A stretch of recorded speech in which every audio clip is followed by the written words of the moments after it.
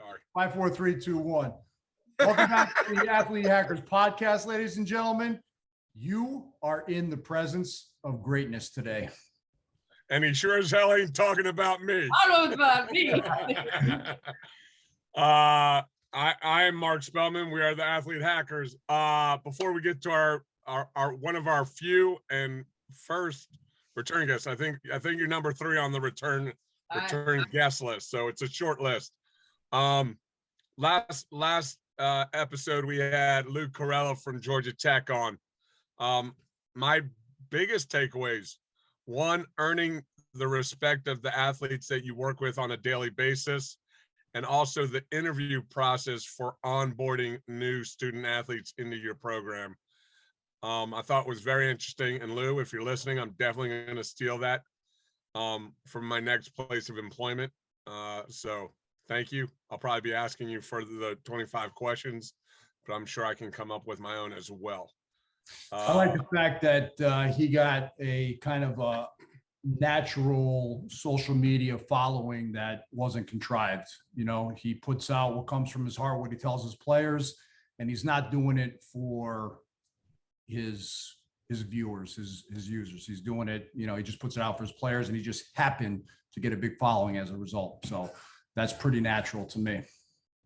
And I think we're going to be, I tried to push him to get an NIL deal for all the stuff that he puts out so he can make some, so he can get that side hustle just like the student athletes. Our guest this week, as I said, it's a return guest. Since, and for all the coaches that are listening, if you want to become Collegiate Strength Coach of the Year, you should probably get on our podcast because, well, she was on our podcast and she won the goddamn award. This is big. I'm fanboying right now. This is like the Grammys for strength and conditioning, and you're basically the artist of the year. Artist of the year. Yep. Can you come up with a cool symbol so we can call you the strength coach formerly known as Liane Blyn? So for those that haven't picked up on it, the NSCA strength coach of the Collegiate Strength Coach of the Year, Miss Liane Blyn. What's going on, Coach? Hey, how you guys doing? Good. All jokes aside, congratulations. It's I'm sure it's well earned. Thanks. 25 years. It only took a few years. That's all right. I'm good. Patience. And, but also on that list, how many female collegiate strength coaches have been strength coach of the year? I think it's only been Meg Stone and Andrea Hootie. I think are the only. Damn. Yeah. That puts you up there. Yeah. I am old, so I've been, you know. Man, you're not that old. You're not that old yet. So you're getting there, but not yet. I'll bench you. Probably that has nothing to do with age, Liane. That has nothing to do with that. That's true. You're weak. That's yeah, okay. I am weak. I'm probably and I put that on my next business card. Weakest strength coach in the country. You'll never be able to grow, proud of it. You'll never be able to grow a goatee like that, though, Liane. You're right. Not unless, you know, I decide to change into a male. Oh, that actually might be one of the topics that we're gonna have a little chat with about today. Couple things going off the bat. How's the hockey team doing? Good. We're rough weekend at Minnesota State. But you know, they're number 1 in the country, so I thought the boys played actually pretty well. What was the score? 4-2 and 5-3. So okay, good showing. It's not bad. Good showing. So now we're back home. We got Anchorage, Alaska. Not Anchorage, sorry, Fairbanks, Alaska. Here this weekend. Then 2 bye weeks, and then we go to Alaska. Then a bye week, and then not Long Island here. So okay. So how's the weather in Alaska this time of year? Oh, I think it's like, you know, 3 hours of sunlight over there, and yeah, pretty damn cold. It was cold in Minnesota. It was like wind chill -17 and high for the day of 2. You know. Yikes. I think your GA should go to the Alaska trip. Yeah. Yeah, Fairbanks is not a hot spot. I got something for all our listeners in Fairbanks, Alaska. We love you. Northern Lights, though, you know, you get to see that, but yeah. But a couple things. first and foremost, like Chris said, congratulations on a much deserved and long coming award. And also it's National Women and Girl in Sport Day, I believe, today. I saw somebody posted it. Yep, somebody posted it. You're right. You're right. And but I didn't see your picture along with the other female strength coaches. So that kind of, and I know who posted it. So Ashley, do better. You have to compete with Groundhog Day. Wow, I wasn't even good. Wow, good luck with. Why did they do that? Why couldn't they make it the day after or something? Yeah, exactly. It's Groundhog Day, and yeah, it is. So, what it is what it is. Since and for those that don't know, that the assistant strength coach of the year is Ryan Metzer down at Clemson, who we'll be having on in a couple weeks. So it's going to be nice to have the 2 collegiate strength coaches of the year on the podcast. That being said, Liane, we've gone over a bunch of things from our first talk. So let's get more into the nuts and bolts of what you do at Arizona State. And I'm an incoming junior hockey player, not junior class level, but I play junior hockey. What's the first thing that I can expect as a Sun Devil coming into your program? How are we starting that whole relationship off?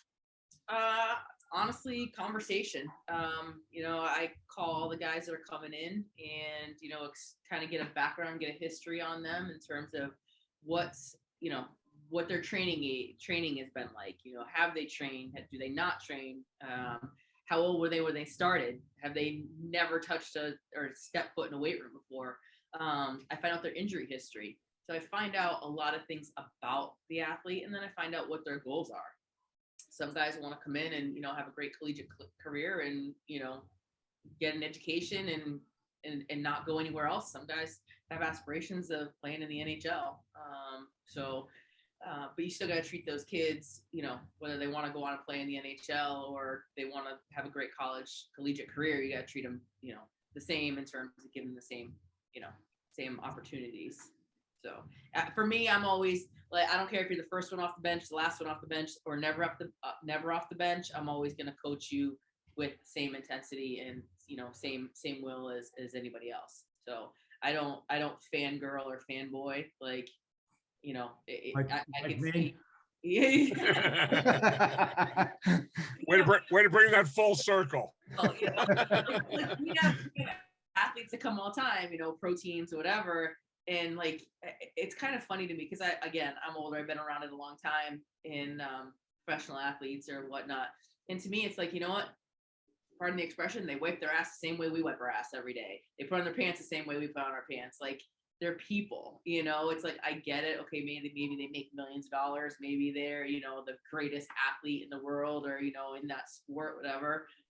But they're also people. So not to mention they're on a team to play in college before they go pro too. I mean, they've got to carry that out first, right?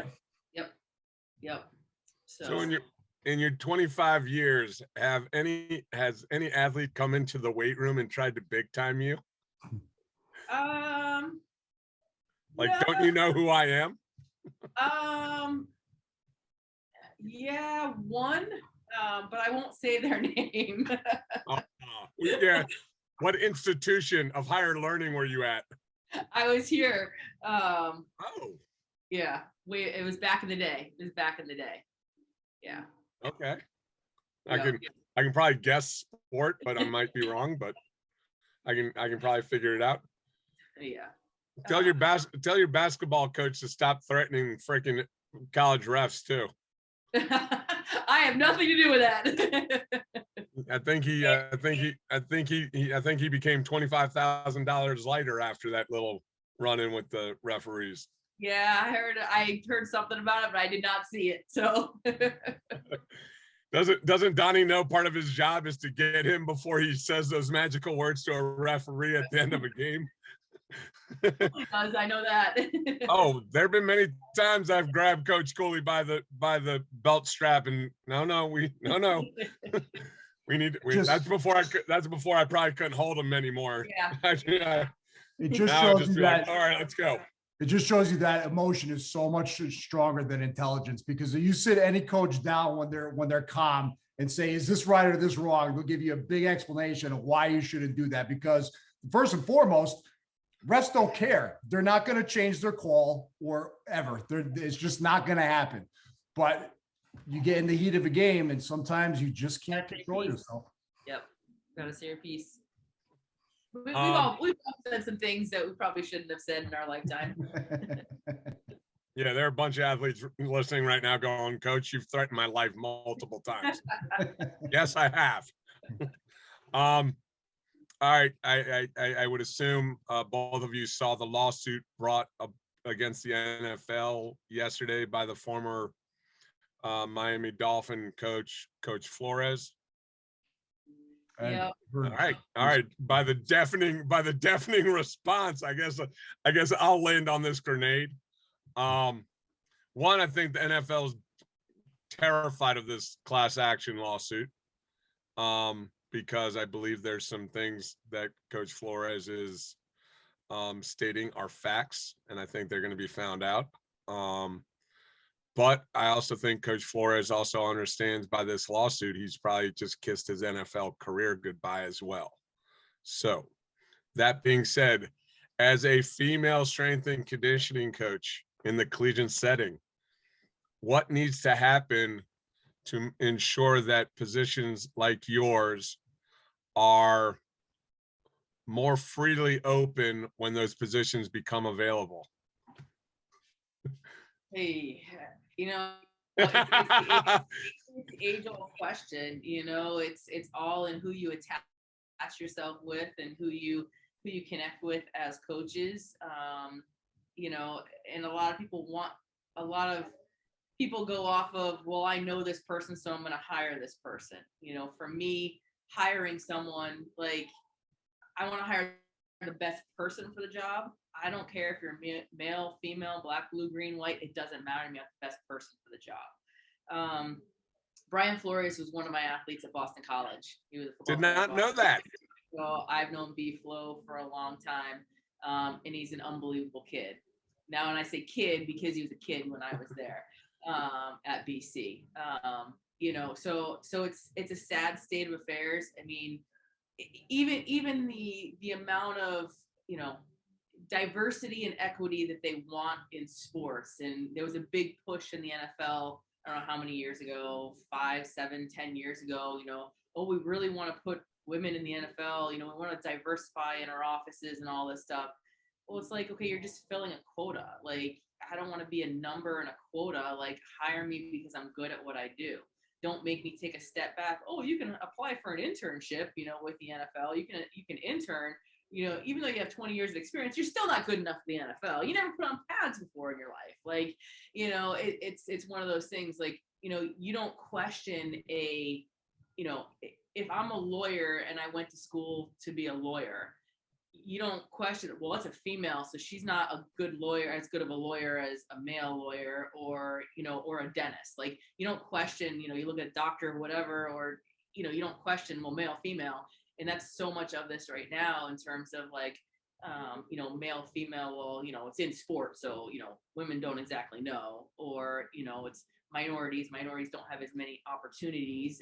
It's a tough conversation. It's you want to see people do well and give people opportunities to do well and to grow and to have just as much equal opportunity as a white male. And I can tell you, there was a point in time, if you were a white male, you're screwed getting a job, like, in strength and conditioning, because they had to fill positions. Even back in the day, for me, it was like women and minorities encouraged to apply. Or you see job postings, off the record job postings that say they're looking for a female, they're looking for a minority, they're looking for this. So they, whether it's HR or whether it's, just within the department, that they want these to fill these quotas. And it's like, you got to hire, you got to educate, and you have to, bring good people up and mentor good people to put them in positions. But it shouldn't matter whether you're male, female, black, blue, green, white, brown. It shouldn't really matter. Put the best person in the job. I'm telling you, when I become a director, the last thing I need to do is hire a white, bald, loud male. I already got one of them. They got one of them. It's me. Check mark. I got that covered. I mean, and you and I talked recently when I was up for a position, and I told you I'm gonna try and hire. I would have tried to hire you for my staff, and I was not joking at all. And you know, and it just goes to the root. I want the staff that I put together. I want to be as diversified as possible, but based on their abilities. Yeah. Like it would be like, and I've used this in an interview. It's like me putting together a special operations group. I want everybody to fill every position, but I need somebody to focus on like sports science, nutrition, recovery. Like I need other people to check boxes. I don't need somebody to come in and program. I know how to do that, you know, and I'm just going to try and fill in my gaps as best as possible. You know, going back to what you said, I just want the best qualified people. I could care less. Yeah, it's same as how I hire here and hire at ASU is I want the best people. I don't want to hire mini-me's. They can only handle one of me here. Like, you know, yes, I am, I guess, loud, but I'm not really loud. Like and it's not just that I want to be heard. It's like, these are the concerns that I have for our department, for our people, for our student athletes. This is the reality of what's going on. Like, and I don't want to, you know, you can put glitter on a turd, it's still a turd. Like, you know, it's, you know, you can sugarcoat everything. Like it's just, it drives me nuts. It's like, let's fix the problem, or don't tell me what I want to hear. From an administrative standpoint, don't tell me what I want to hear because you think it's what I want to hear. Tell me the truth of what's happening so I can solve the problem. You know, if there is a problem, if there is an issue, tell me the truth so I can solve it. And if I can't solve it, then that's on you because you're not allowing me to solve it, because you're holding something, you know, that it just can't be fixed. You know, anything can be fixed, but if you're not going to allow me to fix it and you're going to tell me what I want to hear, it's not going to work. You know, for me, hiring people is like, I want to hire, like you said, fill in the gaps and fill in. I don't want to have to micromanage. We're at Arizona State. We're a Pac-12 school. We're a Power 5 school. I should be hiring people, quality people that, you know, have experience, that can bring something to the table. I'm not going to tell them, hey, this is how you have to write your programs. I don't work with those kids every day. You, Gavin, you work with the swim program. You work with, you know, your volleyball girls. You see them every day. You know what makes them tick. You know what the coach wants. I would sign off on anything that you do as long as it's safe and effective and you're getting the results that you want and need, and the coaches are getting the results that they need. You know, if I will always back my strength coach. I will always back them 100%. As a good boss would do. So should do. Unfortunately, there's places that, you know, they're going to listen to a head coach, a 6-figure salary, 6-year contract head coach, and if the strength coach or athletic trainer or any support staff butts heads or asks a question or head coach doesn't like what they see, then you're out. You know, you're easily replaceable. Like you're gone. And it's almost like we don't have a profession anymore. Like strength and conditioning is not a profession anymore. It was a profession where you had a staff of people that worked with you, for you, and you provided a service to a team. Sports medicine, you provide medical service to a team, but now you're attached to that team, and you know that's all it is. Like you're not, you know, you have to answer to the head coach, which I'm fine with, you know, as long as you're doing the right thing.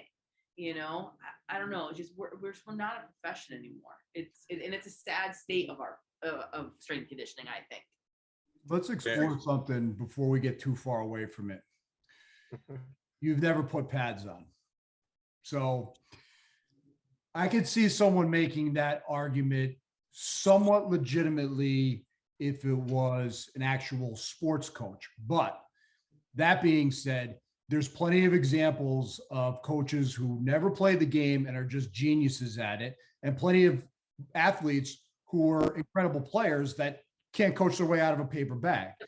Yep. But in terms of strength and conditioning, not putting pads on, tell our listeners why that's not true.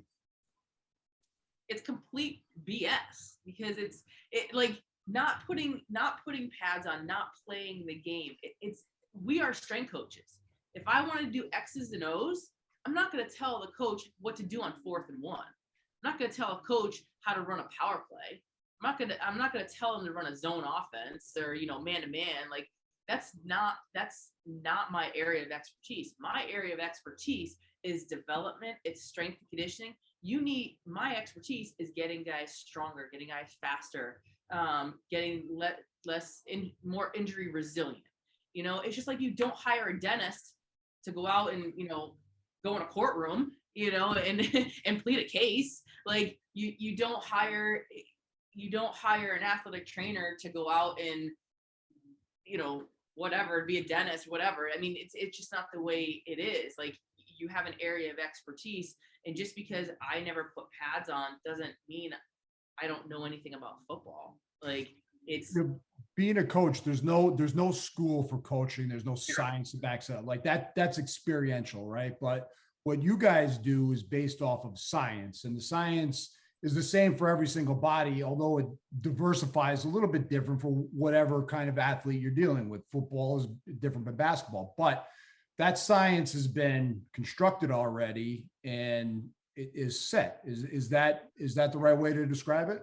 Absolutely. Absolutely. I mean, you look at different things, you look at body types, you look at energy systems, you look at, you don't train a volleyball player the same you're going to train an endurance, a cross country runner. You look at, are you a power base? What's your energy system? How long is your game? What's your recovery? There's so many little things that go into it, and it's not just about putting a weight on a bar. Like there's a lot that goes into it. I don't know. And I don't know. Someone in that mindset, what are they thinking? What advantage do they think they're getting from a strength coach that quote unquote put pads on? I think they're getting someone who they think that they understand what it's like to be that athlete on the field at any given time. That's that mindset. Well, you know what it's like to get hit. You know what it's like to, carry a ball. You know what it's like to, the game itself. Is that going to change the way they're trained or their rest periods or their periodization? Nope. Zero. Won't change anything. And a lot of times in our profession, individuals that have played sports don't have that exercise science background that should be required for our positions. I talked to a dad at working out at the gym the other day, and, he's like, asking me questions about training and, and I'm like, well, I've been a strength coach. Like I didn't say where, because I never go in any ASU stuff. I always go and just plain whatever. I still wear my Franklin High School stuff, my Holliston High School stuff from coach at the high school level. And he's like, yeah, I'm trying to figure out the football coach is the strength coach, and they're doing 3 sets of 10 on everything. Monday, Wednesday, Friday they're lifting. It's 3 sets of 10. Bench, squat, clean. I'm like, oh, and I want to pull my hair out. It's like, just because you're a football coach doesn't make you a qualified strength coach, but that's just the way it's been for so long. I don't know. It's still kind of that way in the high school world. It's still like that. Like in Arizona, there's more and more strength coaches being hired in high school, which is awesome to see. But still a lot of schools and a lot of districts, they don't have the money for it and they don't understand it yet. It's just like, you would never hire, you wouldn't put a pool in and not hire a lifeguard. You gotta, if you're gonna put a pool in, you gotta have a lifeguard. So why do you put a weight room in and not hire a strength coach? Like but the thought process for some is, well, back in the day, I lifted weights, and it's like, yeah, that's why you're all beat up now, So it's the same from a standpoint of me as being in powerlifting. Back in the day, it was a rite of passage for me. Like I got into lifting to show that I knew I practiced what I preached. So I lifted, I competed, I stepped on the platform. I knew what it was like to compete, besides playing field hockey and softball in college. But from a weight room perspective, it's a way that I had to take a step up to say, you know what, I knew what I was doing in the weight room. I understand what it's like to put 500 pounds on my back and squat it. I understand what it's like to put 400 pounds on my hands and bench it. I know what it's like. And back then it was like, hey, you know, that's pretty cool. That's awesome that you competed. Now you go on an interview. Well, you're a power lifter. I don't want my athletes being a power lifter. Go screw yourself. Like, it's not, I'm not going to turn your athletes into power lifters. It's called training. It's called competitiveness. It's called mindset. It's called working your ass off and, you know, and working hard. It's, you know, learning. Well, it's also knowing disappointment. The agony of defeat, you know, it's yeah. I think one of the things that makes me probably the coach that I am is that I still remember missing the 500 free school record by 2/100ths of a second. Okay, that's 20 lengths of the pole, and it's quicker than you can blink your eye. Yep. And I never wanted my athletes to feel that disappointment. I mean, we're talking 35 years ago. Yep. And I remember the time to this day. I know the exact time. You know, so, you know, that's why I got into it. The other funny thing is you never hear the flip side to this argument. You know, why is a men's strength coach coaching a women's team? He can't relate to what's it like to be a female. Yeah, he doesn't like to have menstrual cramps and be on your period and all that stuff. Like, you know, how are you going to relate to that, you know? But you don't, but you in your office? But you never hear that side, especially from women head coaches. Nope. Like, I've never heard a female coach go, I don't want him to be my strength coach because he can't relate to not being a female. Yep. You're absolutely right. You know, I've said it before. Look at Gino Auriemma, one of the, you know, most coveted women's basketball coaches. You're gonna tell him he can't coach you. Oh, how do you coach a women's team? You're a guy, you know. it makes no sense. It absolutely makes no sense. Yeah, I think a good coach is a good coach is a good coach is a good coach. And I think what you started the conversation with is it comes back to communicating and personal skills. Yeah. Like, you know, if you don't know the kid's name, but you're teaching them, you're correcting his squat, maybe get to know the kid before you correct them on the squat. I mean, just be a human being. To me, it's a 3 C's. It's connection, communication, and collaboration. That's 100%. And that's why you're the strength coach of the year. But it goes around like you have to have the same thing with whether you're talking to a coach, an administrator, a staff, your staff, a student athlete. You have to be able to connect with that person, you know, on a personal level, on a professional level. You have to be able to connect with them, figure out, you know, communicate. Well, what do they want? What do they hear? But connect, like, and figure out, you know, what do you hear? What do you hear they're saying? And then you got to figure out what they're saying, and it may be something different, you know, and collaboration. It can't just be, well, it's my way or the highway, or it's one way and done. Like, okay, coach, why do you want this in your program? What do you think is so special about whatever X exercise, you know, whether you're a weightlifting, you know, you clean or don't clean, or I don't want my kids, you know, I've heard coaches, well, you know, I don't want my kids catching cleans, and, you know, like, you know, for a tennis player, you know, it's going to hurt their wrist. And it's like, okay, I get where you're coming from, but at the same time, like, you had to have a history of someone hurting themselves to say that, you know, because God forbid you ever step your ass in the weight room and kind of see what we're doing. You know, we're not just all meatheads. You know, maybe back in the day, that's, you know, you look at Muscle and Fiction magazines and you just have, you know, jacked out men and women, and that's what people, you know, older coaches think of strength conditioning. They just think of bodybuilding, muscle laden, and, you know, huge, can't move, and that, you know. So, when we talked to Coach Lou last week, he said, and I'm going to ask you the question. I've never had any of my athletes or any of my clients or anybody that I've trained do a workout that I personally haven't done. What's your thoughts on that? I mean, I right now I'm probably not doing the same weight or the same rep scheme, but I've definitely done all the exercises that I've prescribed for my individuals to do. What's your thoughts on that? Because I know we probably have the same feeling, especially with some younger coaches. they put these super duper programs together, but have never gotten underneath the bar. Yep. I think it's important, especially as a younger coach. Like, I think it's 100% important that you do the workout. All summer, I did with one of our coaches. We worked out. We did the whole hockey program all summer long. I did it. Like, so, hey, I may not have done all the conditioning that the boys did. However, all the weight room stuff, I 100% did. But none of them called you out on that? No one called. No, they didn't. But they also know, though. Coach, did you do this Tuesday? 10 sets of nope. 200s? Nope. So, yeah, I mean, I've done it. I've done it all, and, being older and a little bit more broken than what I used to be. I'll still go through workouts, and even for our guys, like, I get it. You're banged up, you're beat up. I need to modify stuff. I have no problem modifying stuff for our guys. Like, lifting is lifting, playing is playing. It's House has said it for years, and he's also said your best lifters aren't your best athletes, and your best athletes aren't necessarily your best lifters on the field, court, or whatever it is.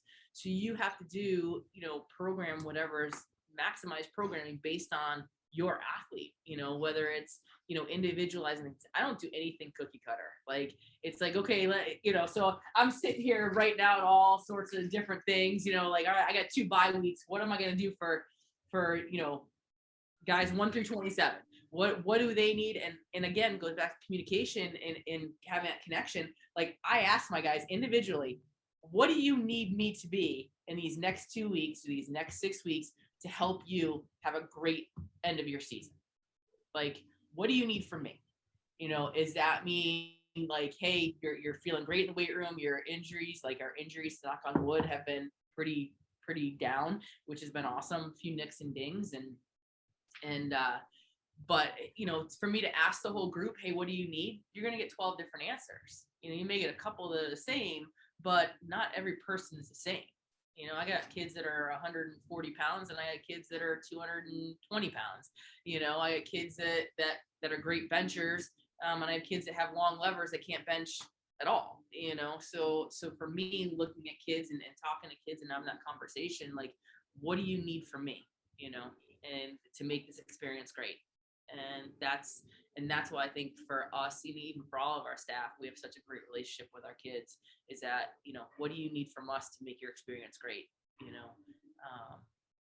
And that's what I think some people forget when they're in college athletics, and they forget that it's like, yeah, it's about wins and losses, but you have to create a great culture. You have to have a great atmosphere.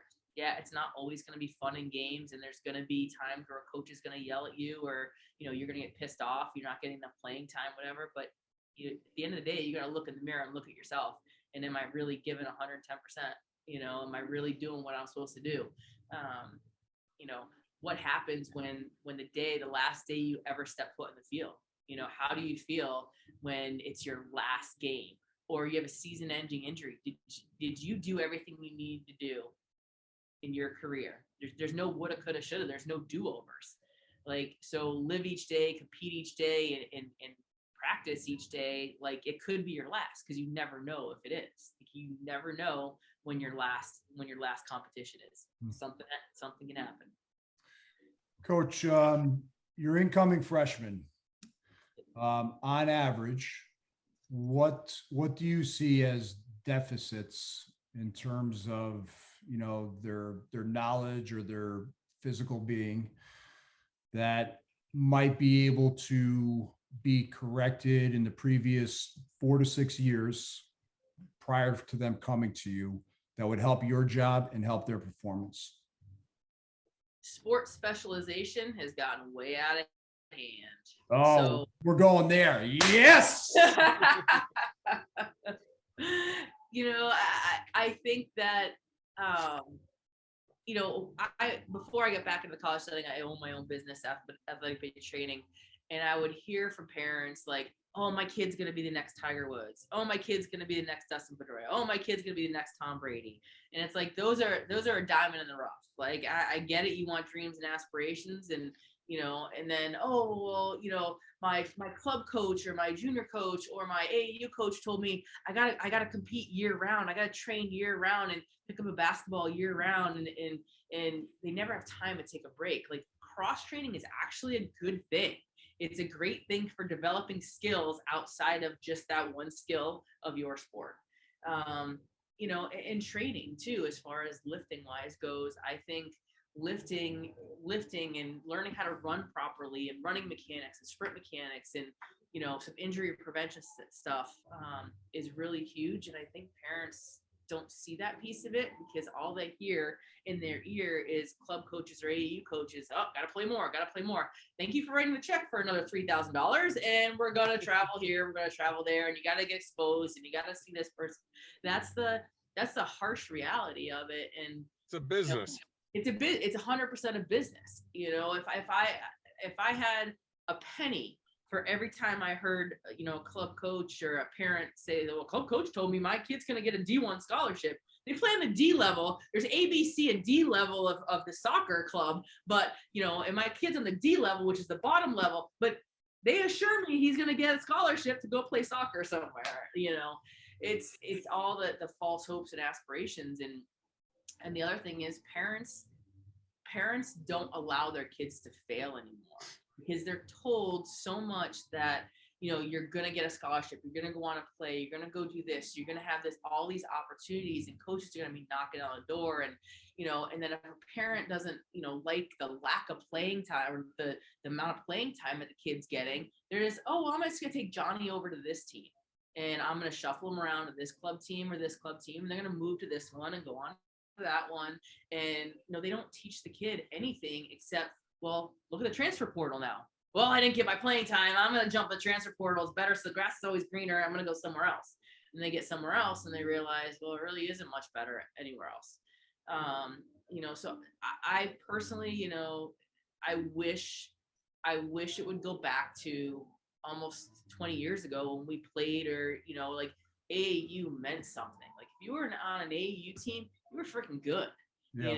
Now it's like, it's, you got the money and you got a bunch of other kids that might come into the program and you buy their other packages to help your child get better, then you might get more playing time. That carrot is there. I literally just experienced this. Not only that, I had a bunch of conversations with other fathers too, and you're trapped. So, back in September, before we started basketball, we've had all of these almost exact conversations. Play multiple sports. This is the best thing, not only to make your athlete or son or daughter a better athlete, but it's the best way to prevent injuries. And I buy into it because I understand it. I get it. But experiencing as a parent all the pressures and the way things are set up, it's almost impossible, especially out here in California. Some of the guys are telling me, because back in the Northeast, because there's the harsh winters, it's a little bit different. But out here, we started baseball on January 6th. and it's okay. It's okay because now I can see, all right, it's probably going to be two sports. I don't know if I'm going to get a third in there, but I'm not going for 11 months on one, which was what was proposed in September. If you want to be on the good team, the black team, if you're good enough to make it, you also have to give an 11-month commitment. But if you want to play in the lower level, maybe you could opt out in 5 months. Well, I took the opt out in 5 months and I didn't know what I was going to be able to do. Part of it was I got tired of the bullshit. I know what my child needs to to be a better basketball player. And right now it's playing time.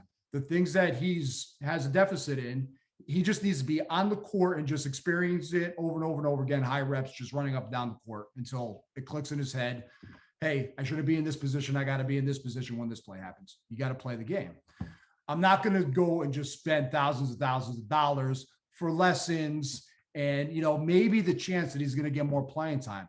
I don't care because, I'm sitting and thinking about when I was in 6th grade. I got to go on and play in college. And you know how many of those kids were next to me when I was in college that were there in 6th grade? 0. I don't think any, maybe one.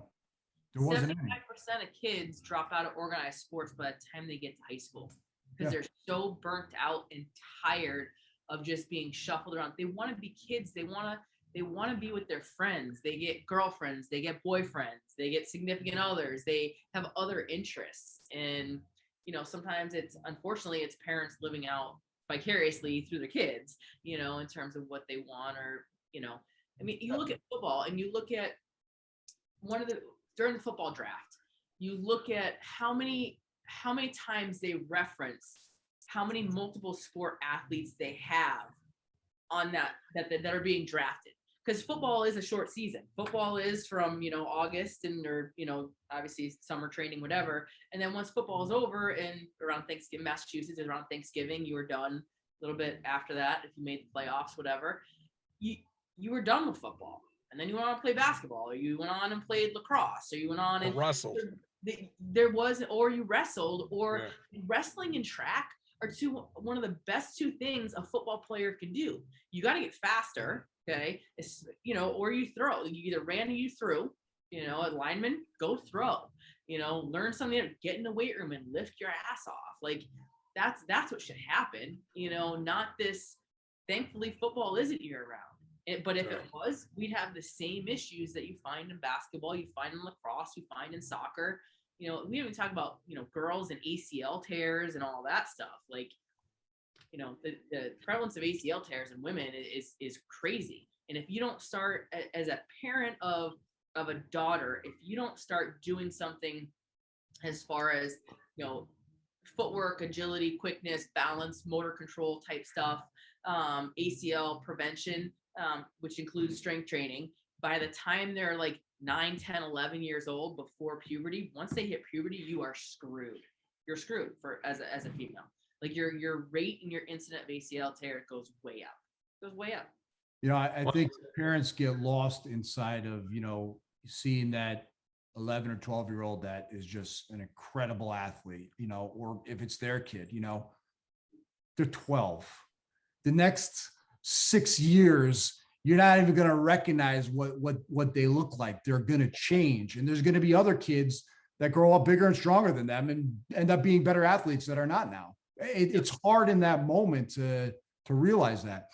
And here's another thing I want to throw out at the two of you that we discussed, a couple of fathers, that time period where you change sports, you do baseball and then you go away for 3, 4, 5 months, whatever it is, or basketball, whatever.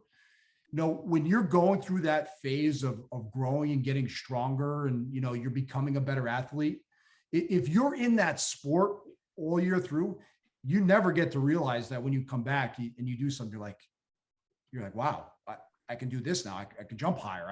I'm stronger. I'm pushing people around. Like you don't get that because you're in the sport all the time. You never get to see that development for yourself because of that time off. Well, and I think when you go away from something that you enjoy doing and then you come back to it, you appreciate it more.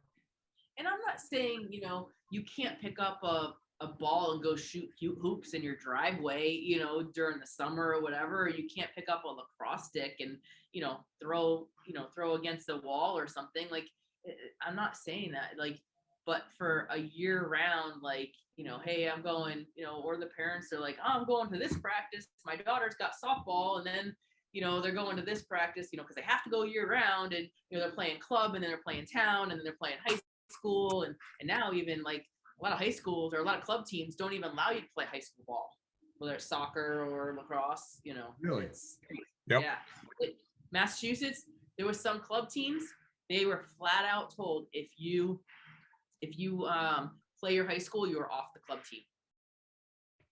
So because apparently high school coaches aren't as good as the club coaches. So high school coaches, that's exactly what people get told. Your high school coach sucks, and we're the only ones that know what we're doing on the club side of it. So you can't play. Yeah. And the next 8 months, the next 8 months is a $5,000 add-on fee to your already membership. So in terms of basketball, it's a completely different game. The AAU games are completely different. It's like the NBA. It's set up for the stars to just run up and down the court and show their skills. It's not basketball. Yes. Nobody's rebounding. Nobody's playing defense. No one's playing as a team. It's the NBA. It's the NBA. Yeah, it's the NBA. It's not basketball. You're going to get a better coach in high school because he's not getting paid as much. He has to know the game a lot better, and he's dedicated. Yep. Yeah, but right now, the top schools, the top basketball schools in high school, they're getting paid. Yeah. Well, if you're looking at Texas, if you're looking at, some of those, yeah. Yeah, I mean, IMG Academy, they're Mount Vernon, Oak Hill. I mean, these guys are putting guys. These guys, and I don't like what I was about to say. I mean, they have people that played in high school that are in the league now. I mean, I'm not going to say they're in the league because of the coach. I mean, Kevin Durant's in the league because he's 6'11", can handle the ball and can shoot the shit out of it. Yep. So, I mean, we both know the story about Kevin Durant and the NBA Combine, where he couldn't bench 185 one time and everybody laughed at him. Tom Brady the same way. Yeah. Look at yeah. Arguably the best football player ever. Yep. Ran a 5.2 40. Yep. As a quarterback. He can't hear you. He's got 7 rings. But it goes back to too, like I said, lifting is lifting, playing is playing, but the lifting piece and the training piece and the scheduled time off, and the nutrition piece and the sleep piece, it all ties into your longevity. I mean, playing football is like getting into a car wreck every single week at the NFL level, so you have to know when to back off, when to go, when to stop. And even, coaching college kids, you got to do the same thing. You guys, like my guys with high minutes, I back off, I tell them, and I had this conversation this morning, hey, some of my guys are like, well, I kind of feel weak. I was doing 155 for 12 reps, which is body weight for some of the guys, during the preseason, and they're like, I just did 4 today and I felt like shit. I'm like, well, your priorities kind of change. In the summer, it's lifting, conditioning, all that stuff is here, hockey's down here, and then now your priority is hockey. Your lifting piece is to maintain, and I hate the word maintain, but at the same time, because some guys can get stronger, but my guys with a lot of minutes, as long as you maintain 90%, 85% of your strength, your risk, your injury predictor is going to be way less.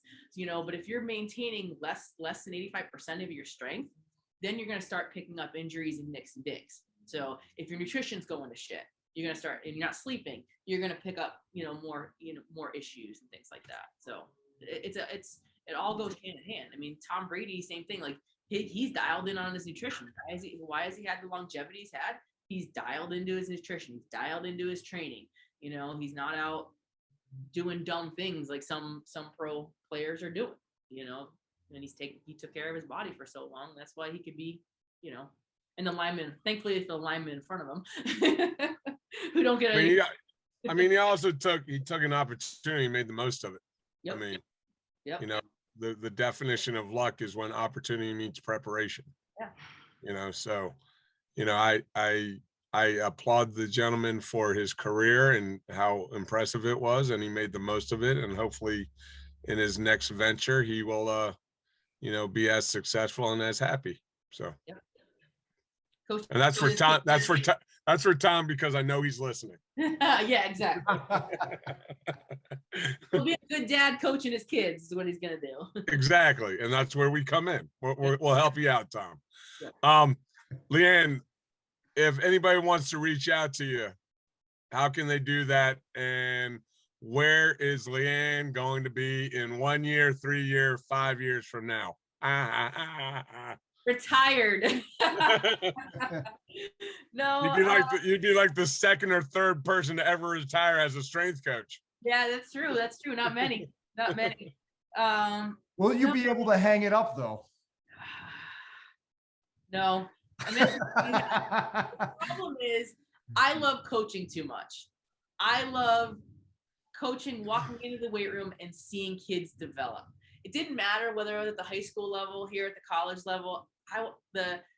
what makes me happy every single day is seeing their successes, whether it's on the field, on the court, in the weight room, personal, in life, or professional. It doesn't matter. Like, they're, to me, they're my kids. Like, it's, you know, I see things on Facebook, on Instagram all the time of kids that I coached when they were in 5th grade, and now they're graduating or they're getting married, or like those things are pretty cool.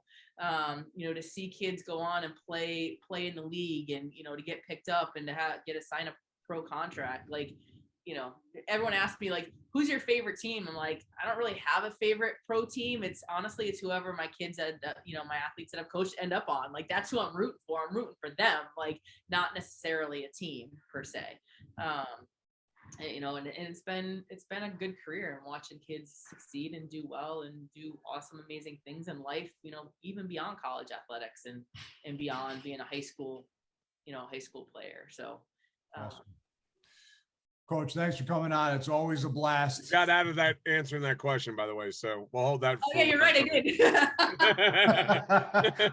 We'll save that for round number 3. I'll answer this.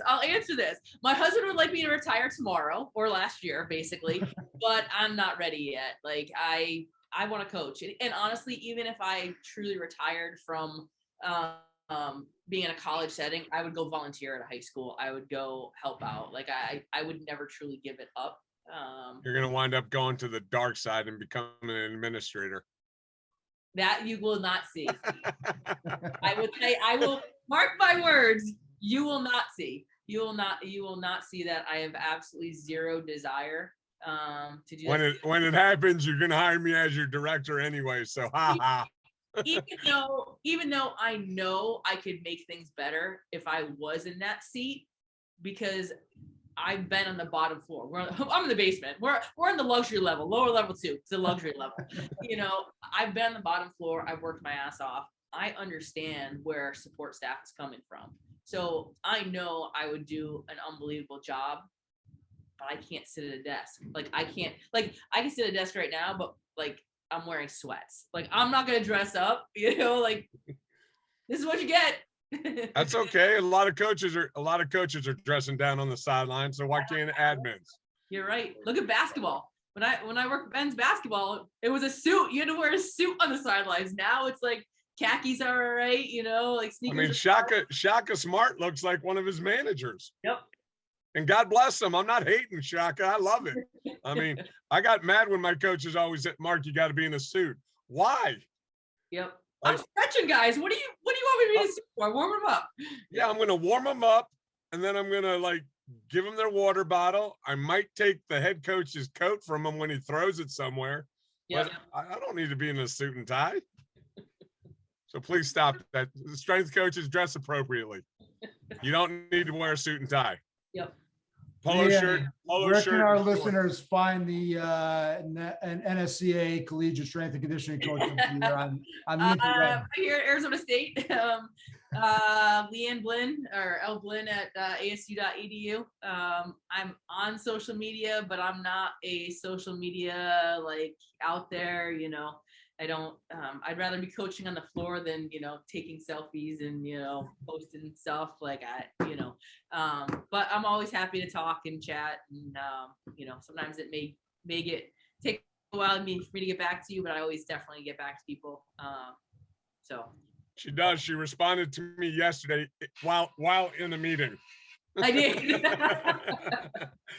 That's because I was bored. No, just kidding. Hey, I don't care. I got people that aren't bored that don't return my contact stuff. So, no. Thanks, Coach, for coming on again. It's always a blast, and hope to have you back again. Sure. Thanks for having me. Liane, good luck with the rest of the season. Hope you make the Frozen Four, and hopefully bring a championship back there to Tempe. It would be pretty awesome. We have an awesome coaching staff and an awesome group of kids that I would love to see nothing more than that for them. So awesome. We're signing off. My name is Chris Ray. We are the Athlete Hackers. That is Mark Spellman. And as always, appreciate you guys taking the time out of your busy schedule to listen to us. We can be found on Google, Spotify, YouTube, Apple, and a bunch of others. All my best. God bless and peace. Peace.